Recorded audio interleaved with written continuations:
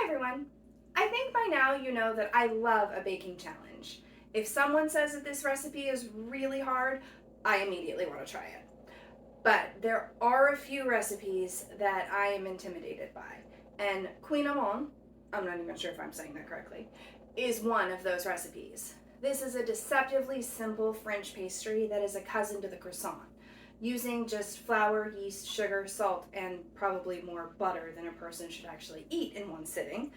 Kouign-Amann is, for my money, one of the world's most perfect pastries, when it's made correctly.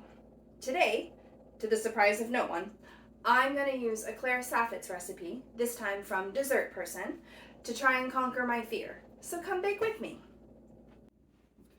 The first thing we're going to do is activate our yeast. And you want to do this with kind of like slightly warm water. So if you remember that your body temperature is around 98 degrees, and the recipe calls for this to be up to about 105, if you just stick your hand under a running faucet until it starts to feel a little warm, not hot, just a little warm, you're at a good temperature for yeast blooming. We're going to set that aside. So now we're going to build our dough. So we want 3/4 of a cup of room temperature water. It's kind of warm today in the kitchen, so hopefully that's not too warm. And then our flour.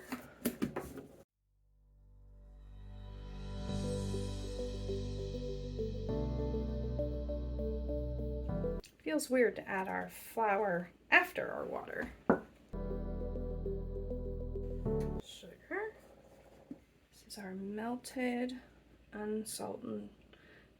unsalted butter. Salt. And then mix this together using a wooden spoon to form a shaggy dough, she says.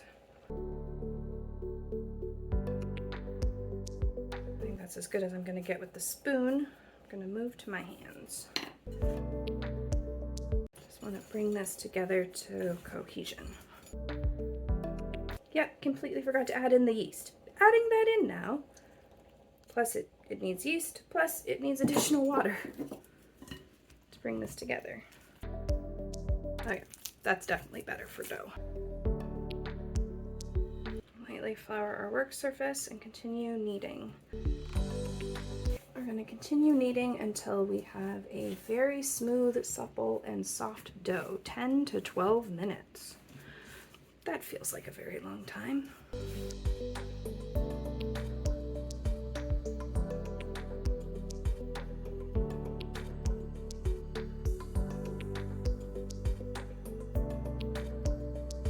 Now that my hands are completely exhausted and I'm very tired, I'm going to shape this into a bit of a ball.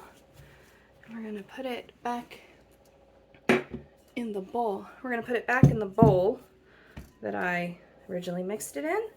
We're going to cover it with a kitchen towel and let it rest until it's nearly doubled in size. All right, because butter is so important to this recipe, I did go ahead and get the, let's be honest, kind of expensive European butter. But it is a key flavor. It is, besides sugar, the main flavor element. So I wanted to have the good stuff. Making this butter block is one of the main reasons I have not made this recipe before, even though I wanted to. I am very intimidated by it.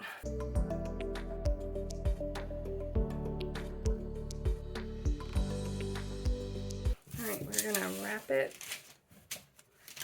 like a present, taking care to get all the air pockets out. It's a little bit wider than 7 inches. Not entirely sure how I got butter on the outside, but where did it split? No. Try to roll this to fill up those air pockets in the corner. Okay, it is not perfect, but I'm actually pretty happy with that. So we're gonna put this back in the fridge. So our dough has risen a bit. We are going to cover this cookie sheet with plastic wrap. And then we're going to punch down the dough, transfer it to this rimmed baking sheet, as she calls it. Let's try to expel some of those excess gases. This is good if you have pent-up aggression you need to get out. And we're going to transfer it.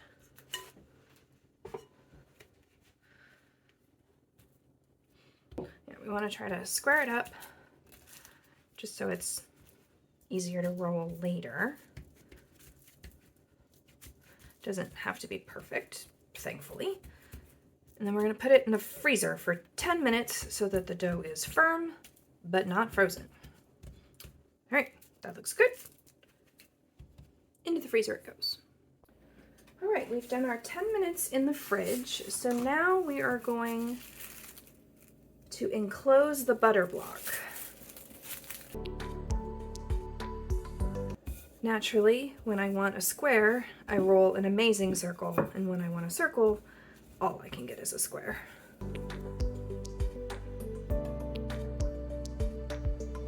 Well, if you like rectangles, I'm your gal.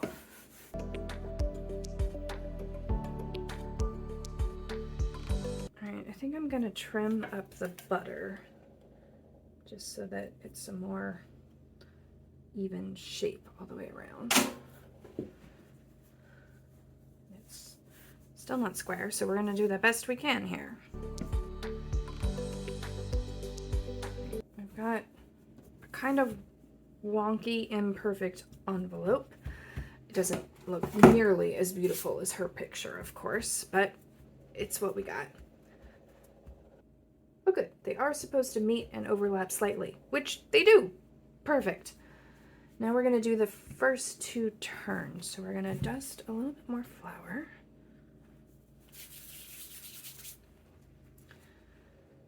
Use the rolling pin to lightly beat the dough. Again, I really don't understand this step, but sure.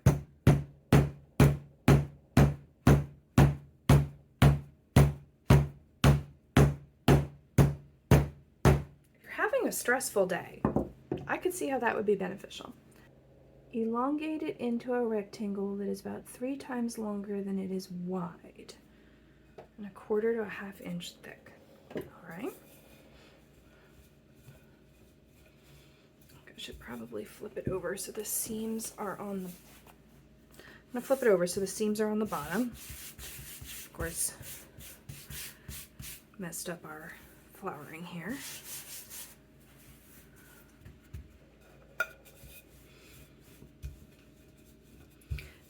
Now, this lamination process, which is what this is called, is the reason that I am so intimidated by this recipe. Professional kitchens, French bakeries and the like, have machines that do this. There's a reason. All right, I got this one little wonky spot, but otherwise, I don't think there's any butter in that. I'm just gonna trim that little bit off. Yep, there was no butter in that corner. Perfect. And now mine looks slightly less wonky.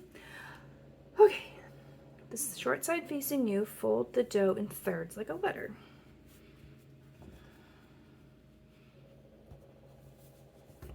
Scooch this up a little bit. All right.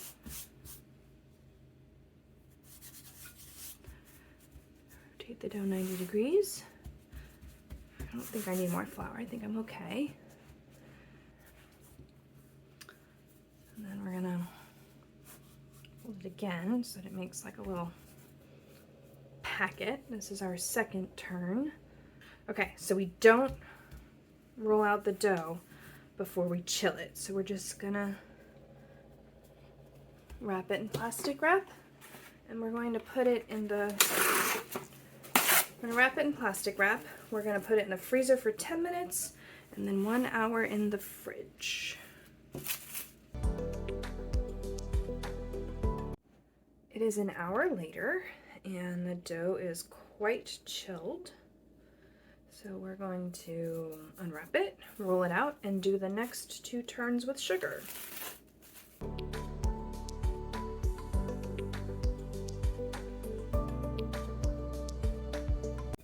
I am pushing with quite a bit of force to try and get this to flatten out. We want it to be, what is she saying? I think 1/2 inch or less. Also, some sort of uniform shape would be nice. Alright, so now is when we do our sugar. It just says several tablespoons. I sort of operate under the theory that some is good, more is better. Alright, so we're gonna fold this over just like we did before. Then we'll roll it out again. I'm gonna flip that over just so when I roll it out it doesn't unwind on me. This is very difficult, as you can probably tell. I do have a more uniform shape. That's nice. I will say this is hard on the wrists, and I'm using like my full upper body weight to squish this down. Okay, I think that is as close as I am going to be able to get it. So we're going to do another round of sugar.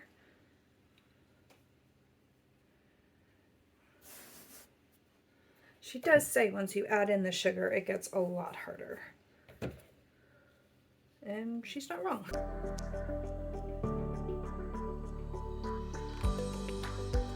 Try to elongate that just so that I can fold it one more time. Okay. There is our little pillow of dough. Back in the freezer for 10 minutes and then in the fridge for another hour. Okay, I just realized that instead of record, I just took a picture with my phone, which is not ideal. So I'm trying to roll this out to 18 by 12 inches. And I do have 12 inches high now. So I just need to get 18 inches wide, which if I line it up here means I have to get to over here. That feels unlikely. I'm like literally pushing as hard as I possibly can to try and stretch this dough as far as it needs to go. Honestly, this is where all the difficulty in this recipe comes from, because the dough is really easy to make. Making a butter block is really not that hard. It's rolling it out and getting all those layers of butter and sugar combined that make this hard. Okay.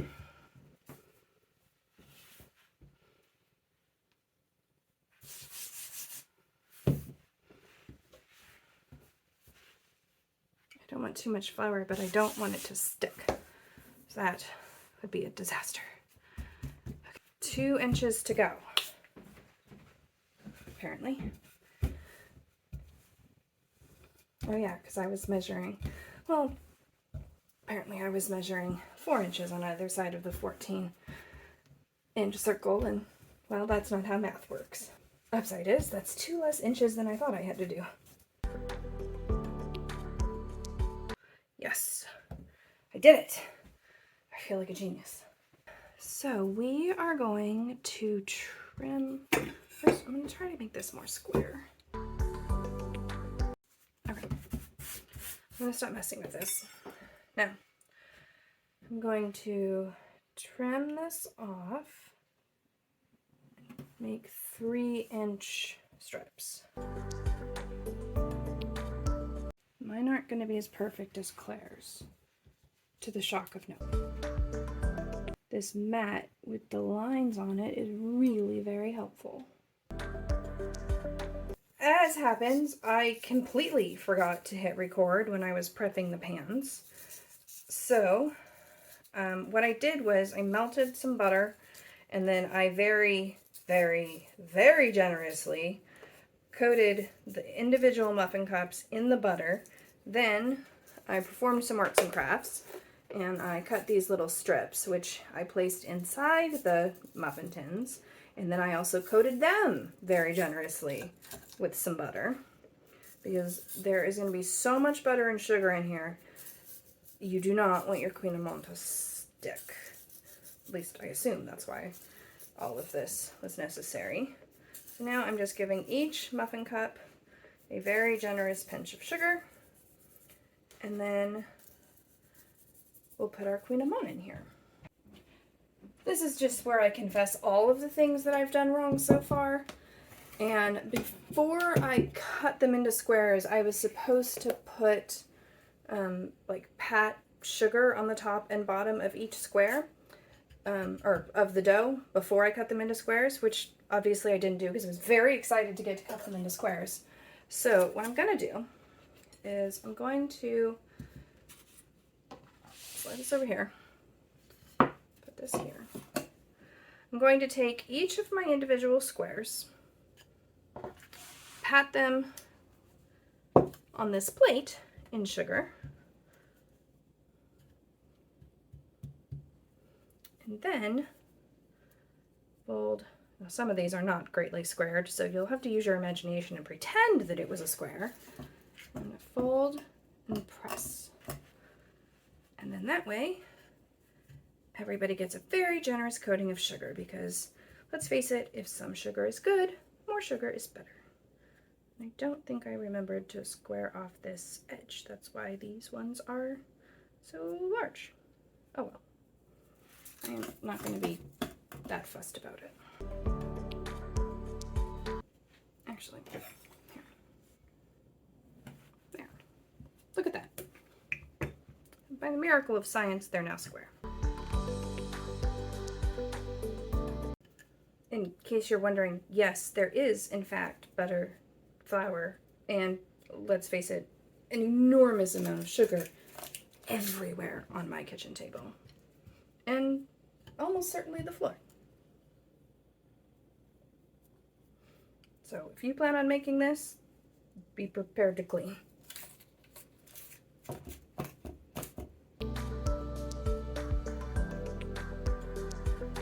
Now somehow in my efforts to do all of my squares perfectly square, I don't seem to have actually made 24 squares, which is a mystery to me, but fine, this is why I was a history major, not a math major.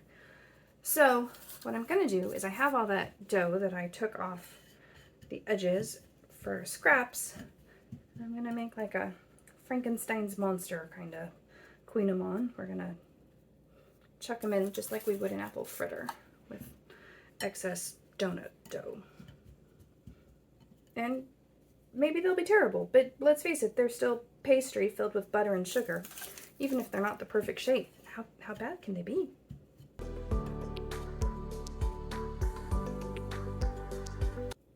I have no plan for these, I'm just free-forming it.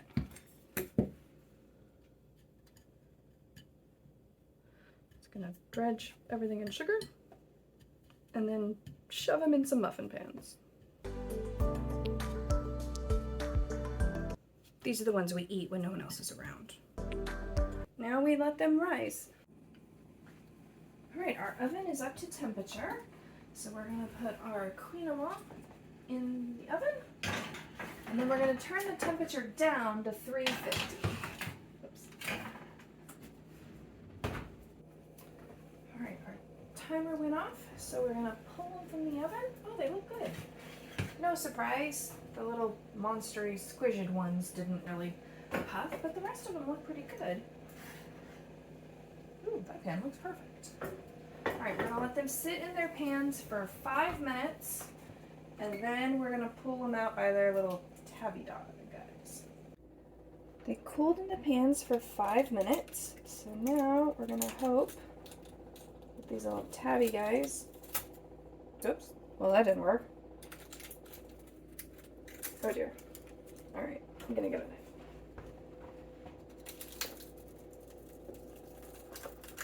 I think I should have pulled these out a little bit sooner. They are definitely sticking to the bottom. Well, that's not helpful. Sticking to the bottom. This one came out, yay.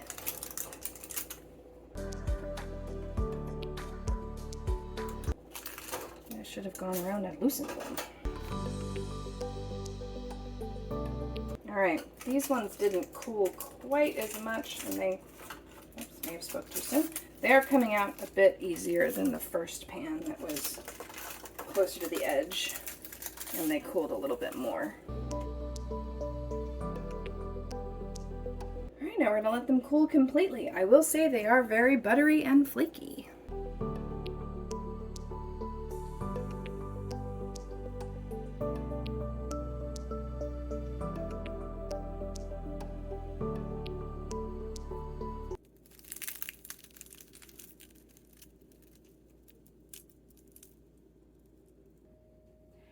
Here are my final thoughts. The challenge of this recipe is manually rolling out the dough, folding it, and then rolling it out again. Actually, making the dough is pretty easy. With just 6 ingredients, you get a wonderful dough that, if you treat it right, will result in a very flaky but surprisingly dense pastry that's full of sweet, buttery flavor. I cannot stress enough, however, how difficult it is to roll out, especially those final 2 turns. No kidding, my left wrist and forearm still hurt from rolling it out. But I took this recipe on as a challenge more to see if I could make it rather than to see if it was something that I wanted to make more often. I was very happy with how it came out and glad I can say, I've made that. But would I make it again? Probably not. This is a great recipe, and if you like a challenge, I say go for it. But if you just want to see what these wonderful little bites of heaven actually taste like, I say go find a good French bakery and order one. They're worth the cost. Thanks so much for watching. If you haven't already, please consider subscribing and give this video a like. It really helps me out. If you have a recipe or a book you'd like to see me try, please put it down below in the comments, and I'll see you next week. Kouign-Amann is one of my to try and conquer my fear of this I almost made it. Alright, I've learned a lot more about this since the last time I tried to use it on my channel. And first off, these screws are actually how they loosen. Hey, look at that. It's so much easier now. Now, I can make them go. They're not going to quite hit 3 inches. But that's okay. Well, they're only 2 inches. Maybe I'll use a ruler. Oh, I forgot my microphone.